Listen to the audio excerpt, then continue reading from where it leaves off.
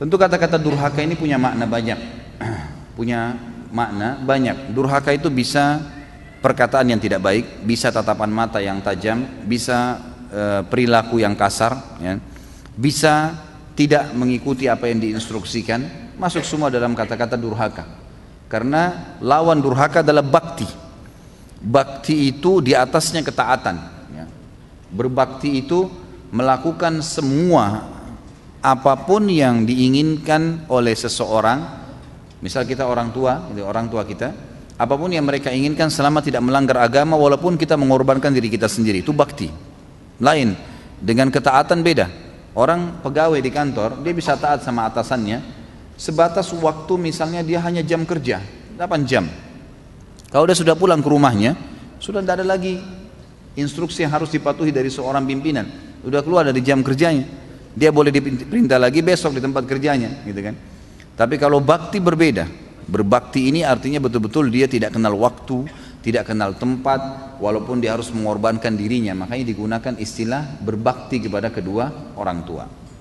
Kita akan buka pembicaraan kita ini dengan statement yang disampaikan oleh seseorang tabi'in kepada Abdullah bin Abbas menyampaikan kepada Nabi SAW, mengatakan, kira-kira seperti apa sih balasan jasa seorang anak kepada orang tuanya? Maka kata Nabi SAW, dia tidak bisa membalasnya sampai kalau dia menemukan orang tuanya dalam keadaan keterbudakan kemudian dia bebaskan. Artinya sulit terjadi orang tua bisa jadi budak, tapi pada saat dia jadi budak kemudian dibebaskan, dia berusaha membebaskannya, maka itu baru mungkin dia bisa sampai pada hal membalas kebaikan kedua orang tuanya.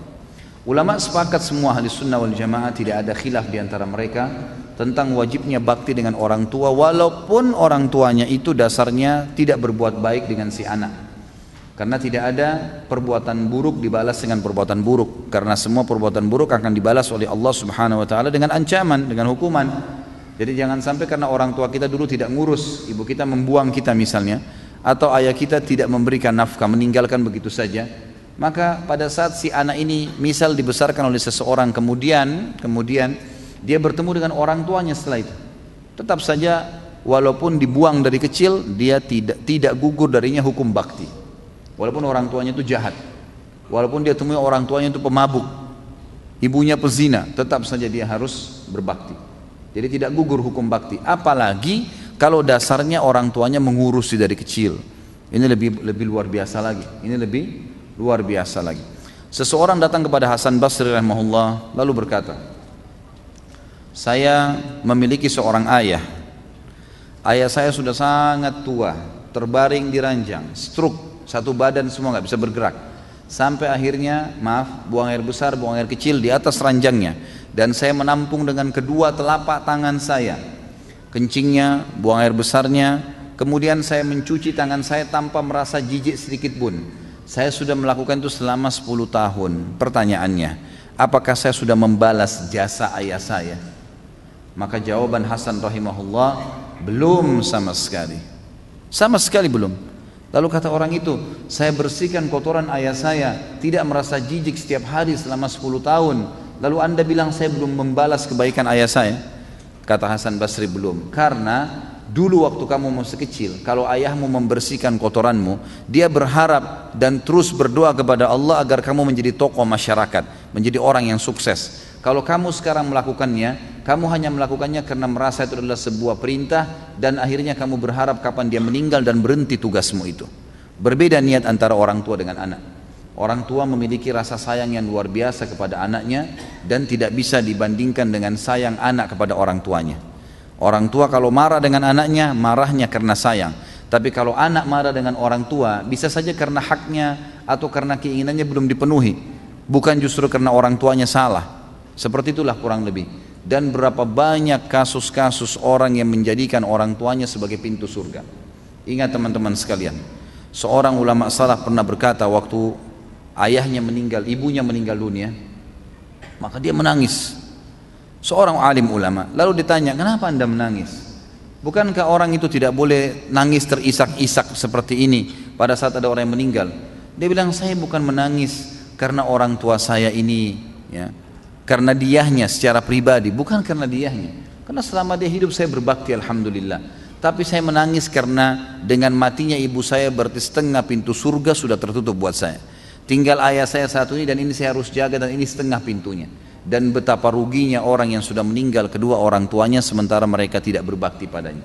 Teman-teman renungi, berapa banyak orang di antara anda yang orang tuanya masih hidup alhamdulillah. Cuma kebetulan beda kampung, beda kota. Tinggal telepon, tinggal kirimin hadiah, pakaian, makanan.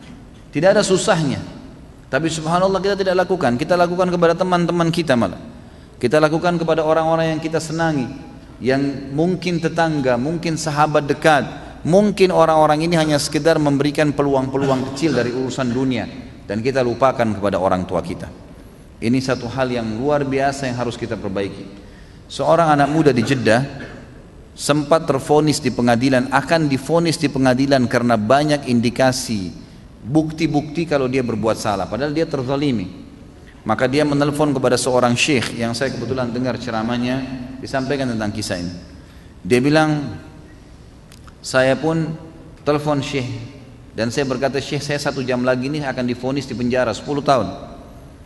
Ini luar biasa dan saya tidak punya bukti. Saya harus lakukan apa nih? Kata syekhnya, kamu masih punya orang tua yang hidup gak? Dia bilang, masih ada ibu saya.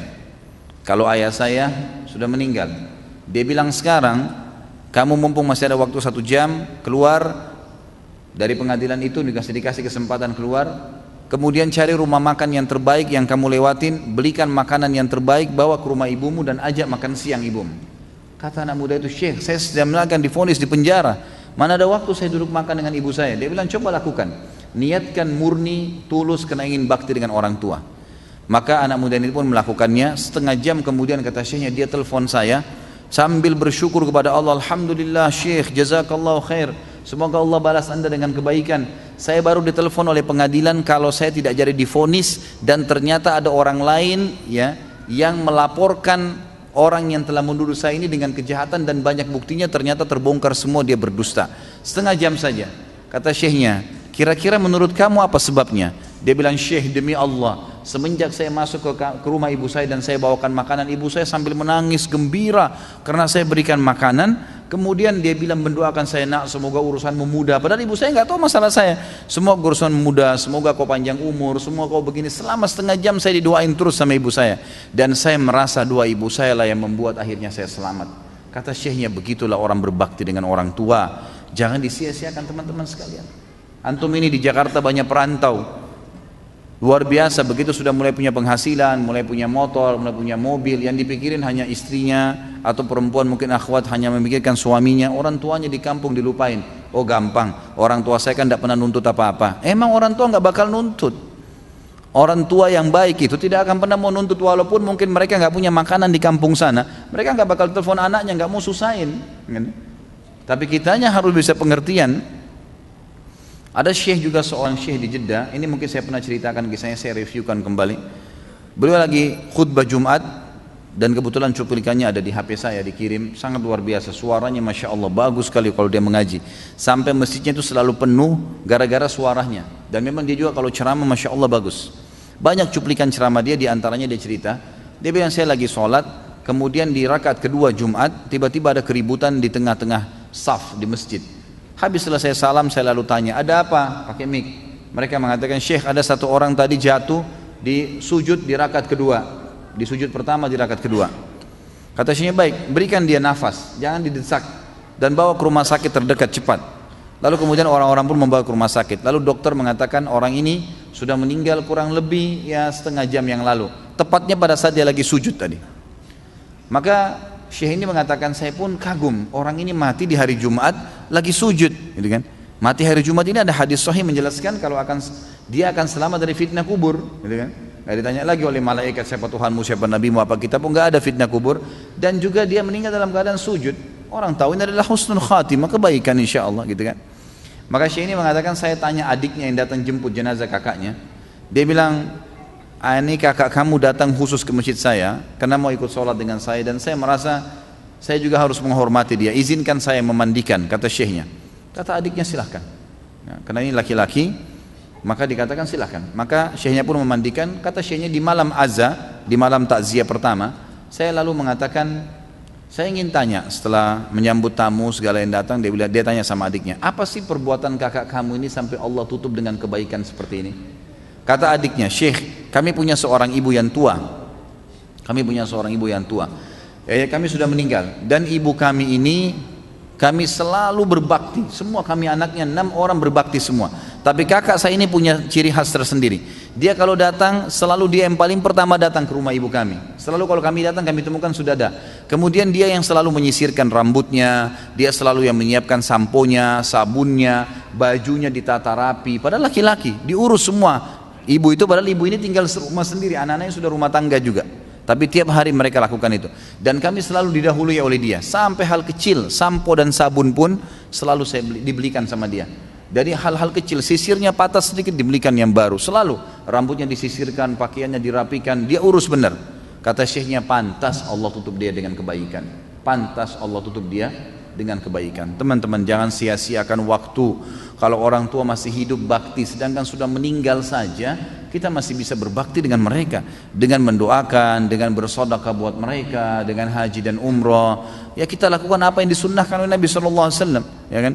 Menyambung hubungan dengan orang-orang terdekat, sebagaimana Nabi SAW sudah menekankan kepada kita semua, kalau kedudukan ibu itu diganti setelah meninggal dengan khalah. Khalah itu saudarinya ibu, gitu kan? Dan yang mengganti posisi ayah adalah ammah. Ammah itu paman, gitu kan?